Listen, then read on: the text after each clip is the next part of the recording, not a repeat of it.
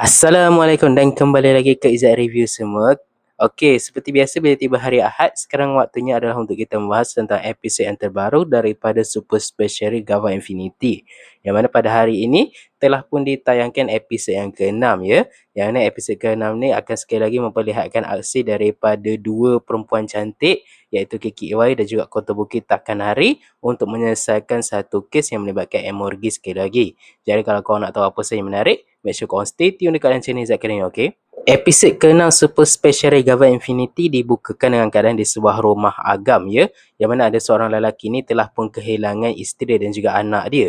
Tapi gaya dia ni nampak macam dia ni macam tak berapa nak risaukan sangat tentang kehilangan anak dan juga isteri dia. Sebenarnya dia ni lebih memikirkan tentang harta dia. Dan waktu tu dia sedang bercakap dengan seorang pencuri yang cukup terkenal iaitu Phantom Fate ya. Yang mana Phantom Fate ni waktu ni dia mengatakan kalau nak mencari orang tu bukanlah kepakaran dia, tapi disebabkan dia memberitahu ada harta dia yang hilang, jadi itu merupakan salah satu kemampuan daripada Phantom Fate ni sendirilah, yang mana dia tu sendiri memang merupakan pencuri dan memang selalu mengincar harta karun, dan disebabkan itu dia akan cuba untuk mendapatkan harta daripada lelaki itu tadi ya. Sementara itu kita ni juga akan diperlihatkan dengan drama di antara Koto dan juga Kiki ni lah. Yang mana waktu ni Koto ni telah pun mengajak Kiki tu untuk keluar untuk membeli makanan. Tapi Kiki ni macam malas sebab dia lebih suka berada dekat dalam makmal untuk melakukan penyelidikan dan sebagainya. Tapi Koto menyatakan dekat dia, Kiki ni berterusan melakukan perkara tersebut, ada kemungkinan besar tulang daripada Kiki ni akan lemah dan dia akan mudah terjatuh. Dan memang betul ya, sebabnya waktu tu tiba-tiba ada seorang gadis yang entah daripada mana datang secara tak sengaja telah pun terlanggar Kiki dan menyebabkan Kiki itu terjatuh. Dan scene itu memang sangat kelakar untuk Izzat saksikan ya. Izzat pun memang selalu ulang-ulang jugalah scene tu sebab ia memang sangat kelakar ya. Dan waktu ni melihatkan keadaan itu, Kotobuki ni berasa kasihan lah melihatkan keadaan daripada dua beranak ni tadi, dan dia terus memberikan mereka tu makanan. Dan selepas sahaja mereka ni habis makan, mereka ni mengatakan kalau mereka ni perlu pergi ke Dewan Bandaraya planet Pipos untuk mereka ni kembali semula ke planet asal daripada ibu budak perempuan ni tadi. Dan disebabkan itu Kotobuki ni berhasrat untuk menyiasat kerana dia ni memang sangat curiga ya. Sebabnya mereka tu boleh je pergi ke stesen luar angkasa. Kenapa pula sampai nak pergi ke consulate planet Pipos tu pula kan? Seolah-olah macam ada sesuatu yang sedang mereka tu sembunyikan.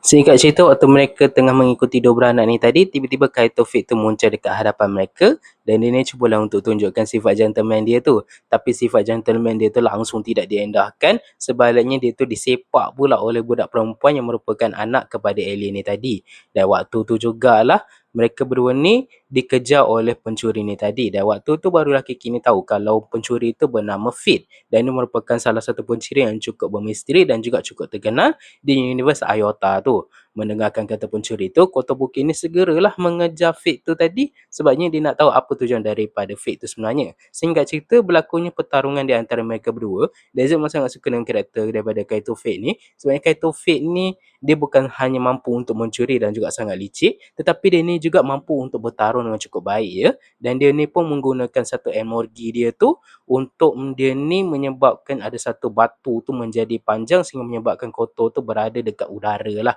Dan Koto waktu ni memang sangat ketakutan sebabnya kedudukan dia tu memang sangat tinggi sampaikan dia sendiri pun tak tahu macam mana nak turun. Dan singkat cerita waktu tu Loki dan juga kawan-kawan dia ni berjaya jugalah untuk mendeteksi gelombang emorgi yang berada di universe Iota waktu tu, dan mereka ni tanpa membuang masa teruslah pergi ke universe tersebut untuk membantu menyelesaikan masalah yang melibatkan emorgi pada universe Iota itu sendiri. Fate ni telah pun berjaya mengajar dua beranak tu sampailah ke sebuah kawasan. Dan kalau korang semua peminat tokusatsu, korang semua memang akan kenal lah dengan lokasi syuting mereka ni di mana. Iaitu mereka ni berada di Gunung Iwafune ya. Yang ni Gunung Iwafune memang sangat terkenal dengan dia punya landscape dia tu, dan selalu jugalah dijadikan sebagai tempat lokasi syuting bagi pelbagai siri tokusatsu ya. Dan tak hanya itu saja, waktu tu Kiki ni pun berjaya jugalah untuk mengejar Fate tu, dan waktu tu dia bertanya lah macam mana Fate ni boleh ada Emorgia, dan nampaknya rumor berkenaan yang dia tu hanya mencari barang-barang yang berharga tu ternyata merupakan sebuah kabar angin sahaja kerana dia sekarang ni sedang mengejar manusia pula. Dan waktu tu dia mengatakan kalau dia bukanlah orang yang boleh diajak untuk bercakap, dan waktu tu dia telah menggunakan satu emorgia dia tu untuk dia memanjangkan satu alat lah, yang mana alat tersebut mampu digunakan untuk dia ni menyadung kaki Emu ya. Emu ni merupakan budak perempuan yang merupakan anak kepada perempuan yang terlanggar Kiki tu tadilah. Dan waktu dia terjatuh tu, adalah juga beberapa macam kotak dan juga beberapa harta lah dan juga barang kemas boleh ditemui dekat kawasan tu. Dan waktu tu Fate tu mengatakan kalau itu semua adalah permintaan orang ya. Dia Emu ni secara tiba-tiba telah pun mengatakan kalau dia ni tak akan kembali semula ke tempat orang yang akan menyakiti ibu dia. Dan waktu tu tiba-tiba saja energi milik Emu ni secara tiba-tiba telah pun mengeluarkan satu aura gelap dan bakal juga telah pun merasuk beberapa pekerja yang berada dekat kawasan tersebut dan itu memaksa Koto dan juga Kiki ni untuk bertarung bagi pihak mereka. Ibu daripada Emu ni cuba untuk mendekati tapi dihalang oleh Kiki kerana situasi waktu tu memang sedang berada dalam keadaan yang cukup kacau lah. Si Kiki ni akhirnya berubahlah menjadi Gava Luminis dan berhadapan dengan pekerja yang telah pun dirasuk oleh kuasa Emorgia tadi tu. Dan waktu tu dia telah pun menggunakan satu Emorgia di mana Emorgia tu mampu untuk memperlahankan waktu dan memudahkan Gava Luminis ni untuk bertarung dengan mudah lah. Dan waktu mereka sedang bertarung tu, si budak ni tadi iaitu Emo ni terus masuk ke dalam sebuah pesawat angkasa yang ditugaskan untuk membawa mereka berdua ni keluar.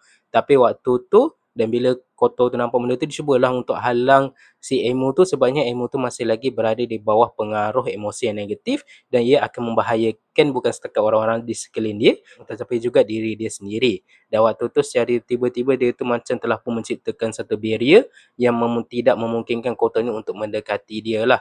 Dan dalam masa yang sama juga muncullah Emmons dan waktu tu jugalah dia punya pesawat dia tu telah pun terjatuh di sebuah jurang macam waktu tu lah. Dan waktu tu untungnya waktu tu Gawang Infinity telah pun datang dan dia telah pun menyelamatkan Koto. Dan waktu ni dia terus berhadapan dengan Amos tu tadi dan dia telah pun bertanya apa yang telah pun berlaku di universe tersebut kepada Gava Luminis ni. Dan Gava Luminis ni pun menceritakan segala-galanya apa yang telah pun berlaku di universe tersebut. Dan waktu tu Gava Infinity sempatlah juga bertanya mana budak yang dia maksudkan tu. Dan rupa-rupanya pesawat dia tu masih lagi berada dalam kedudukan yang selamat, cumanya susahlah untuk mereka tu mencapai dia. Si Gava Luminis ni cuba untuk menyelamatkan budak tu tapi dia ni dihalang oleh Koto kerana Koto menyatakan dia tak mampu untuk melakukan perkara tersebut sendirian ya. Singkat cerita Gava Luminis ni tahulah tindakan dia tu memang tak akan mampu untuk menyelamatkan Emu tu seorang diri. Tapi dalam masa yang sama dia nak buat juga sebabnya dia tahu Koto pun nak menyelamatkan budak tu supaya budak tu boleh tersenyum sekali lagi. Dan bila Zat tengok benda tu Zat teringat dengan karakter Kengo Manaka ya. Sebab usaha daripada Kengo dan juga Gava Luminis ni berkurang macam sama tapi Kengo punya tu nampak agak cringe dan juga agak kurang logik ya. Sebabnya mereka berdua ni sama-sama nak buat orang tersenyum tapi dengan cara yang berbeza lah. Macam Ultraman Trigger dia menyelamatkan orang untuk buatkan orang tu tersenyum tapi cara daripada Gava Luminis ni jauh lebih logik lah. Senang cerita waktu tu si Gava Infinity ni telah pun menyuruh Agi tu untuk mengeluarkan unit drill untuk membantu mereka ni menyelamatkan Emu tu tadi. Singkat cerita unit drill tu telah pun datang dan waktu tu Gava Infinity menyatakan kalau dia akan serahkan benda tu kepada mereka berdua sementara dia akan menguruskan Emos. Dan bila adanya memerlukan pertukaran dan sebagainya tu semestinya Carol Convergence ni akan meminta persetujuan daripada atasan mereka untuk memberikan mereka ni kebenaran untuk mereka ni berubah menjadi Cosmogavarion Drill untuk mereka ni gunakan untuk menyelamatkan seseorang di sesuatu universe tu. Jadi Gava Luminis ni telah pun masuk ke Cosmogavarion dan waktu tu Kiki ni telah pun bertemu dengan Daisuke Date sementara Koto tu masuk ke dalam unit drill dan waktu tu dia telah pun bertemu dengan Agi dan dia akan mengambil alih dia punya drill alat kawalan tu untuk dia ni menggunakan drill tu untuk menyelamatkan Emu tu tadi. Dan bila alat tu telah pun bersiap sedia, si Cosmogavarion ni akhirnya telah pun turun ke bawah dan dia terus pesawat tu dengan menggunakan satu kabel lah. Dan waktu tu dia ni cuba untuk menarik budak tu pesawat tu ke atas tetapi bagaimanapun ada satu perkara yang terjadi yang menyebabkan mereka ni tidak mampu untuk menyelamatkan gadis tersebut. Sebaliknya Cosmogavarion ni terpaksa naik semula ke atas dan memikirkan cara yang lain. Dan disebabkan waktu tu Koto ni si Kiki ni akhirnya telah pun mendapatkan sebuah idea yang mana kalau mereka ni tak mampu turun ke bawah lebih baik mereka ni mengangkat sahaja pesawat tersebut. Dan disebabkan itu mereka ni telah pun menggabungkan Cosmogavarion dan juga Gavarion Drill tadi tu dan sekaligus menghasilkan sebuah unit iaitu unit crane ni tadi ya. Sebab sahaja Gavarion Drill tu terpasang di Cosmogavarion tu mereka ni teruslah melakukan analisa untuk memastikan kedudukan daripada pesawat angkasa tu. Dan setelah pesawat angkasa tu dikenal pasti kedudukan dia tu, mereka ni teruslah menurunkan kren tu untuk cuba untuk mencapai pesawat tu tadi. Sambil mereka ni cuba untuk menyelamatkan budak tu tadi, kita ni akan diperlihatkan dengan pertarungan jugalah. Lebih tepatnya tu di antara Fate menentang pekerja-pekerja yang telah pun dirasuk juga oleh kekuatan Emorgia, serta pertarungan di antara Gava Infinity menentang Emmons tu. Dan waktu tu, si Fate ni telah pun melakukan satu serangan yang menggunakan tanah yang menggunakan Emorgia dia tu. Tapi malangnya serangan itu telah pun menyebabkan alat yang digunakan tu hancur. Sementara bagi Gava Infinity ni, dia ni perlu menghabiskan Emmons tu. Dan waktu tu dia telah pun menggunakan Gavarion Drill. Dan dalam masa yang sama juga dia menggunakan macam some sort of emotional burst untuk dia ni gunakan sebagai finisher. Dan dia akhirnya berjayalah menghabiskan Emmons tu dengan menggunakan Gavarion Drill tu dengan cara yang pada zat memang cukup menarik dan juga cukup memanjakan mata. Singkat cerita, mereka akhirnya telah pun berjayalah untuk mendapatkan pesawat tu dan mereka ni terus menaikkan pesawat tu. Dezat memang merasakan kalau episod ni memang agak komedi sikit je kalau nak bandingkan dengan episod yang lain. Sebenarnya dekat episod kali ni cara dia mendarat, cara dia nak menaikkan pesawat tu ibarat macam seorang pemancing yang ingin menaikkan seekor ikan je. Dan cara dia membuat gaya tu pun memang gaya seperti orang yang sedang memancing. Dan singkat cerita ni mereka ni akhirnya berjayalah menaikkan pesawat tu dan berjaya menyelamatkan Emu ni tadi ya. Dan sebaik sahaja Emu tu berjaya diselamatkan, Emu ni teruslah pergi bertemu dengan ibu dia.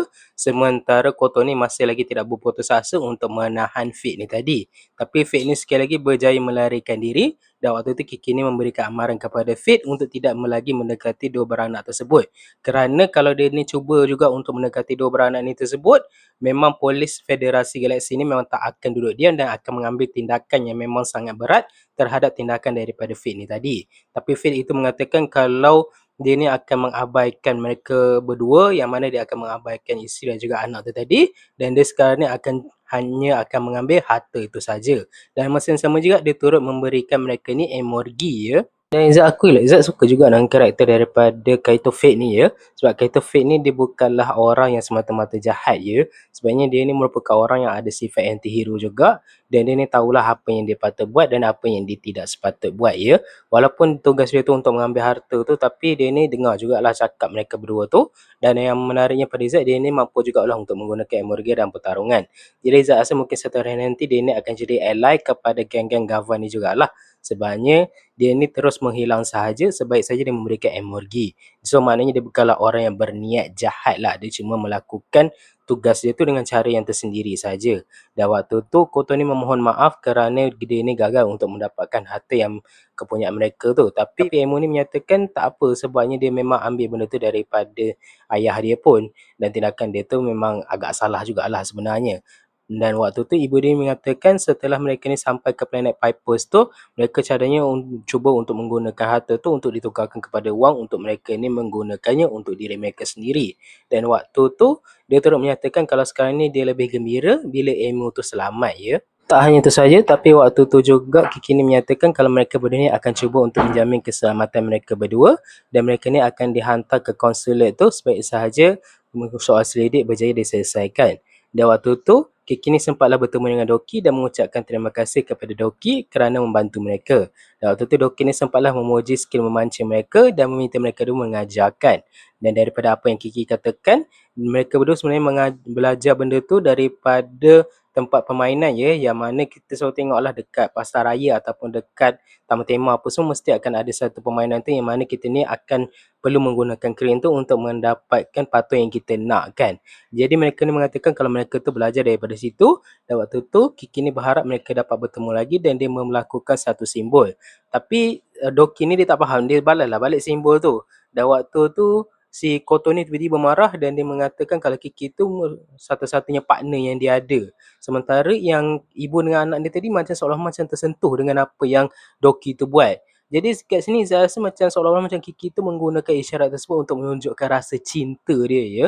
Dan pada Zat itu merupakan satu benda yang menarik untuk dia ni jatuh hati pada Doki dan mungkin kedepannya pun akan jadi lebih menarik bila kita ni nampaklah kalau macam Kiki ni memang ada hati pada Doki itu sendiri ya. Dan Doki ni dalam masa yang sama dia pun pelik juga. Apa hal pula Koto ni nak marah-marah, dia bukannya tahu apa makna simbolnya tu kan. Sementara itu, Kaito ni telah pun kembali berjumpa dengan klien dia dan memberikan harta tu. Tapi klien ni nak akan dia ni bawa balik puteri dan juga isteri dia tu. Tapi Kaito ni menyatakan kalau dia ni akan menjemput mereka pada keesokan harinya dan dia ni terus memberikan harta yang orang tu cari. Dan waktu tu dia perasan macam ada satu harta dia tu macam bercahaya tapi cahaya dia tu macam malap sikit malam tu. Dan dia menyatakan malam ni agak mendung dan tidak adanya cahaya bulan. Dan waktu tu kita nampak kalau Kaito ni telah pun meninggalkan apartmen tersebut dan dia ni terus meninggalkan satu kad lah. Dan bila Zat tengok dia membaling kad tu, Zat entah kenapa Zat teringat dengan karakter Kaito Kid daripada siri Kaito Kid dan juga franchise Detective Conan.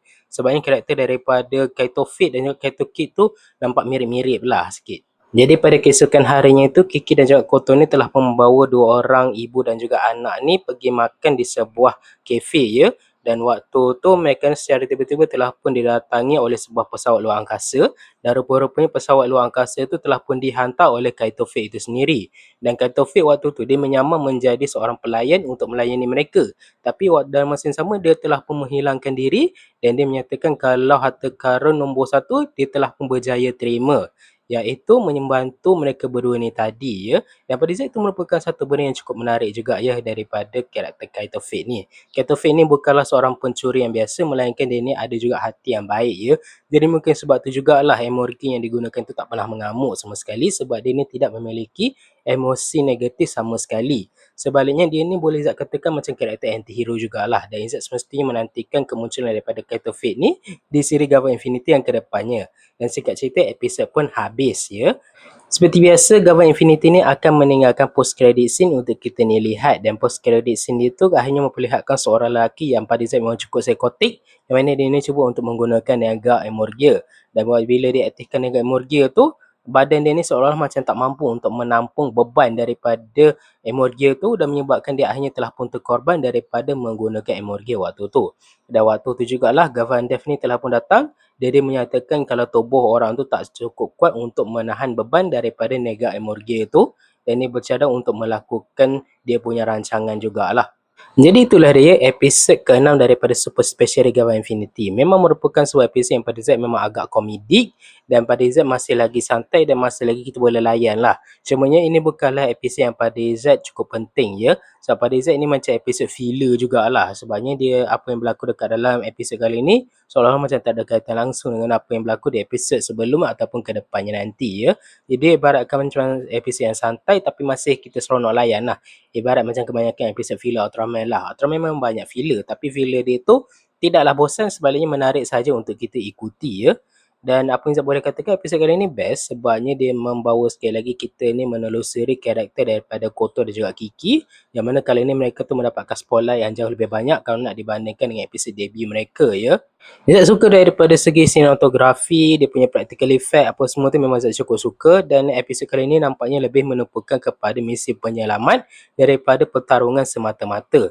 Cumanya kekurangan dia ni pada Izzat mungkin daripada karakter Doki Reiji itu sendiri lah. Sebab Izzat rasa macam karakter Doki Reiji ni tidak memiliki apa-apa peranan yang penting dekat dalam episod ni kalau nak dibandingkan dengan episod yang ketiga sebelum ni. Sebab dekat episod yang ketiga tu Izzat rasa peranan dia tu jauh lebih penting. Sementara dekat episod ni Izzat rasa kalau macam Doki tak muncul pun tak apa. Tapi disebabkan cerita ni tajuk yang Gava Infinity, jadi mereka ni mesti perlu memasukkan karakter Gava Infinity itu juga. Walaupun sebenarnya episod ni boleh je berjalan tanpa dia ya. Dan tak hanya itu saja tapi payoff daripada episod ni pun pada Zat memang cukup kurang ya. Sebabnya Doki tu tiba-tiba je hilang macam tu. Dia seolah macam tidak memainkan peranan yang cukup penting dekat dalam episod kali ni. Jadi Zat rasa daripada mereka ni mengambil keputusan untuk munculkan Doki tu, mungkin lebih baik kalau episod ni memang full menumpukan pada karakter Koto dan juga Kiki sahaja ya. Itu Zat punya pendapat lah. Tapi disebabkan tak cerita yang Gava Infinity, dan Gava Infinity itu bertanggungjawab untuk pergi ke Universe Ray untuk menghentikan serangan daripada Emorgia. Jadi Zat faham lah kenapa mereka ni perlu memasukkan karakter Doki Reiji itu juga. Dan di episod kedepannya, which is episod yang ke-7, kita ni akan pergi ke dalam sebuah episod yang cukup serius ya. Kerana episod kedepannya ni kita akan diperlihatkan dengan masa lalu daripada Doki Reiji yang mana dia telah pun kehilangan guru dia, serta ada juga pertarungan yang melibatkan Gava Infinity menentang Gavan Dev ya. Ya, setelah menunggu cukup lama akhirnya Gavan Dev kembali muncul dan dia akan debut dengan lebih proper lagi di episod yang ke-7 nanti. Dia dah muncul dekat episod yang kedua, tapi Zat boleh katakan episod yang kedua tu pada Zat macam tak berapa nak penting sangat lah karakter dia tu, dan karakter dia tu macam tak ada highlight yang tersendiri. Tapi di episod yang ke-7 nanti, baru kita ni akan dapat lihat karakter sebenar dan ia potensi sebenar daripada Dev Gavan ini sendiri ya. Dan pada Zat tu merupakan satu benda menarik sebab sebelum ni kita ni selalu dapat teaser tau daripada Gavan Dev ni. Dia punya ability dan sebagainya tu. Dan dekat episod kedepannya pun dia akan menggunakan mecha dia sendiri. Dan Zat memang sangat menantikan episod kedepannya. Dan daripada segi gayanya nampaknya episod kedepannya tu akan lebih tertumbuk kepada universe utama dan bukannya perjalanan lewat multiverse lagi ya.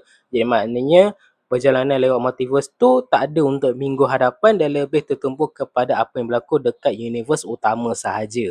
Dan Zat memang sangat menantikan episod tersebut. Jadi Zat rasa tu sajalah kot video kita hari ini membahas tentang episod ke-6 daripada Super Special Gava Infinity. Dan pada Zat ini merupakan satu episod menarik dan kalau kau nak tengok boleh, kalau kau tak nak tengok pun tak apa sebabnya episod ke depan pada Zat jauh lebih menarik kalau nak dibandingkan dengan episod kali ini ya. Jadi kalau kau nak tengok video Zat ni daripada mula sampai habis dan juga kau nak tengok episod ni daripada mula sampai habis, apa pendapat korang? Jangan lupa tinggalkan komen korang kat bawah. Jangan lupa like, share dan subscribe ke channel Zat. Kita jumpa lagi di next video pembahasan Super Special Gava Infinity yang lainnya. Assalamualaikum dan bye.